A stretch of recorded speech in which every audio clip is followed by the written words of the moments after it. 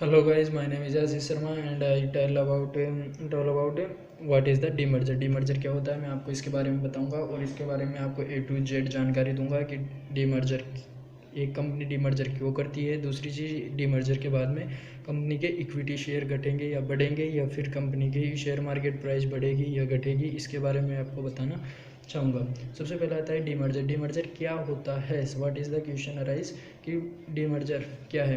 Question arise होता है कि what is the demerger. Demerger ये मान लीजिए आप कि आपके पास एक कंपनी है, आप अच्छा बेनिफिट कमा रहे हैं, लेकिन आपकी कंपनी के अंदर 3 डिविजन्स हैं, एक टैबेको का है, एक होटल का है और एक, चलो एक अच्छा सा एग्जांपल अपन ले लेते हैं, आप इसके अंदर नहीं समझ पाओगे।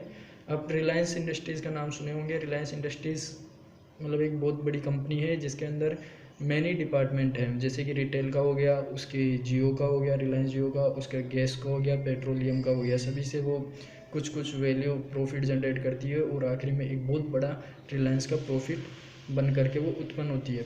जब मैं एक इन्वेस्टर हूँ, मैं चाहता हूँ कि मैं कंपनी के अंदर पैसा लगाना चाहता हूँ रिलायंस के अंदर, लेकिन मैं रिलायंस के अंदर पैसा ना लगा करके जियो के अंदर पैसा लगाना चाहता हूँ, क्योंकि मेरे को लग रहा है कि जियो अच्छी ग्रोथ कर रही है और फ्यूचर के अंदर और भी अच्छी ग्रोथ करेगी और मेरा पैसा मतलब सेफ़ है इसके अंदर।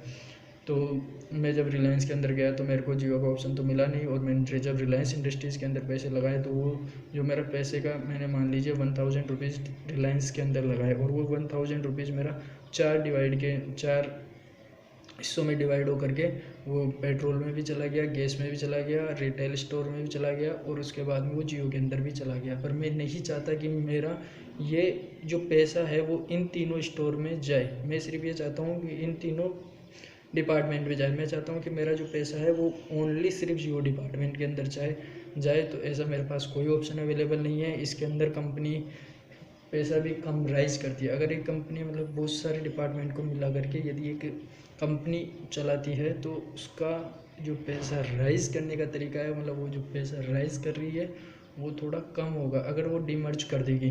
तो मान लीजिए कि अब मान लीजिए कि रिलायंस ने जियो को डीमर्ज कर दिया, मतलब कि रिलायंस को अपने से थोड़ा अलग कर दिया उसने, मतलब अलग कर दिया, अलग से मतलब जियो जियो लिमिटेड उसने ओपन कर दी। तो अब मैं क्या करूँगा, मैं जियो के अंदर भी पैसा लगा सकता हूँ और रिलायंस इंडस्ट्रीज़ में पैसा लगा सकता हूँ, लेकिन मेरी तो जियो चाहत थी, मैंने जियो के अंदर पैसा लगा दिया। तो ये तो है डीमर्जर का बेनिफिट। डीमर्जर के बाद में कंपनी और भी ज़्यादा पैसा अराइज कर सकती है अपने अलग अलग डिपार्टमेंट से। और तीसरी चीज़ आती है, जो दूसरी चीज़ मैं आपको बता रहा था कि कंपनी, सबसे पहले डाउट तो शायद आपका क्लियर हो गया होगा कि कंपनी डीमर्ज क्यों करती है। कंपनी डीमर्ज इसलिए करती है कि इन्वेस्टर अपना पैसा अलग अलग डिपार्टमेंट में लगाना चाहते हैं, ना कि कंपनी के पूरे कंबाइंड डिपार्टमेंट के अंदर। और कंपनी को यदि ज़्यादा पैसा चाहिए तो वो अपना कंपनी के डिपार्टमेंट का डीमर्ज कर देगी और उसे एक अलग कंपनी का नाम दे देगी। अब मेरा सेकंड क्वेश्चन राइज होता है, जो कि अपने सी फाइनल के अंदर शायद डीमर्ज के कई क्वेश्चन आपको मिल जाएंगे, और डीमर्ज के क्वेश्चन के अंदर एक टॉपिक आता है कि डीमर्जर के बाद में पेरेंट कंपनी और डीमर्ज होने वाली कंपनी के जो इक्विटी शेयर्स हैं वो अलग अलग होंगे, सेम होंगे, या उनकी मार्केट प्राइस पे क्या इफेक्ट पड़ेगा क्या नहीं होगा, ये मैं आपको बताता हूँ।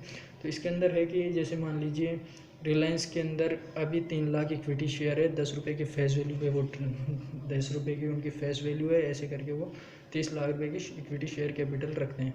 लेकिन जैसे ही उन्होंने जियो को अलग किया, जियो को अलग करने से पहले रिलायंस इंडस्ट्रीज़ का प्रॉफिट था 1000 करोड़ रुपये। अब रिलायंस का जैसे 1000 करोड़ रुपये प्रॉफिट था, लेकिन उसको 400 करोड़ रुपये का जो प्रॉफिट है वो जियो से आ रहा था। यदि वो जियो को डिपार्टमेंट को अलग कर देंगे तो यहाँ पर अपने रिलायंस इंडस्ट्रीज़ की जो प्रॉफिट है वो 600 करोड़ पे आ जाएगा घट करके, ठीक है।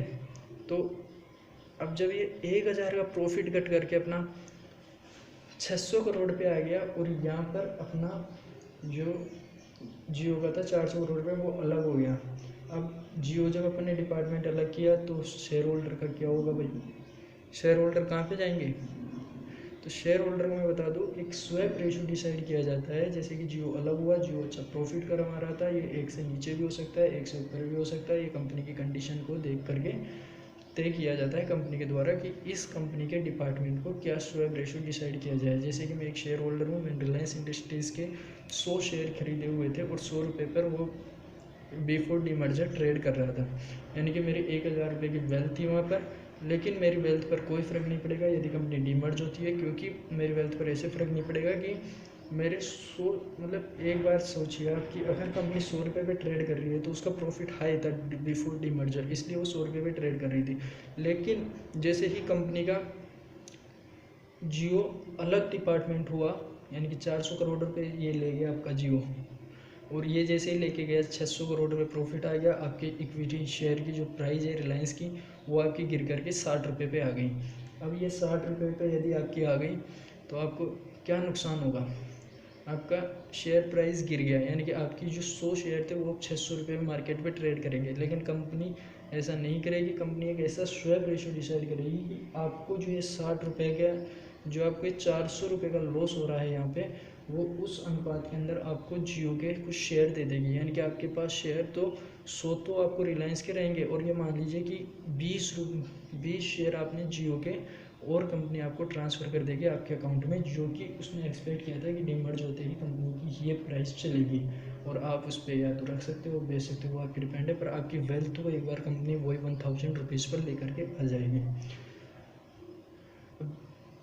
क्वेश्चन अराइज होता है कि अब इसका क्या सॉल्यूशन निकला, यदि कंपनी डीमर्ज होती है तो पेरेंट कंपनी के 100 शेयर थे एक शेयर होल्डर के पास, उसके पास 100 शेयर तो रहेंगे ही, लेकिन उसकी मार्केट वैल्यू थोड़ी डाउन हो जाएगी, और वो जितनी मार्केट वैल्यू डाउन हुई, या जो अपन ने बोल सकते हैं इसके ऊपर जो स्वैप रेशियो है, स्वैप रेशियो किस बेसिस पे डिसाइड किया जा सकता है, ये एक एक्सचेंज रेशियो अपन इसको बोल सकते हैं। तो और ये एमपीएस और ईपीएस के आधार पर, यानी कि मार्केट प्राइस पर या फिर अर्निंग पर शेयर के आधार पर डिसाइड किया जा सकता है। अब ये जो आपका यहाँ पर अब दूसरा क्वेश्चन ये तो हो गया आपका, है ना। अब इसके बाद में आता है आपका कि कंपनी के डीमर्ज होने के बाद में इक्विटी शेयर क्या होंगे। तो कंपनी का जो पेरेंट कंपनी है, पेरेंट कंपनी यानी कि डीमर्जर से बिफोर वाली कंपनी, तो उसके जो शेयर है वो तो 100 आपके पास रहेंगे, आपको जियो के 20 शेयर एक्स्ट्रा मिल जाएंगे। 60 पे वो ट्रेड करेगा, 40 पे वो ट्रेड करेगा, 100 रुपये आपकी मार्केट प्राइस निकल करके आ जाएगी अगर आप दोनों को कंबाइन करके देखोगे तो। या फिर आप यूँ कर लीजिए 120 इंटू में 100 रुपये, मतलब कि जो भी रेशो होगा, मतलब आपका 100 रुपये पे, मतलब आपकी वेल्थ पे 1000 रुपये वाले पे कोई फ़र्क नहीं पड़ेगा। अल्टरनेट ये बस इसका था, मतलब आपकी जो शेयर है बिफोर और आफ्टर वो रहेगा। और ये फ्यूचर पे डिपेंड करता है कि कंपनी का यदि डीमर्जर यदि उसने सक्सेसफुली तरीके से किया है, एक प्रॉफिटेबल कंपनी से किया है, या उसने मार्केट फैक्टर्स को ध्यान में रखते हुए किया है और बहुत अच्छे तरीके से किया है, तो उसकी शेयर प्राइस बढ़ेगी। ये फ्यूचर बात है, इसकी शेयर होल्डर की वेल्थ से कोई लेना देना नहीं है कि फ्यूचर में उसका शेयर प्राइस गिरेगा बढ़ेगा, ये डिपेंड नहीं करेगा।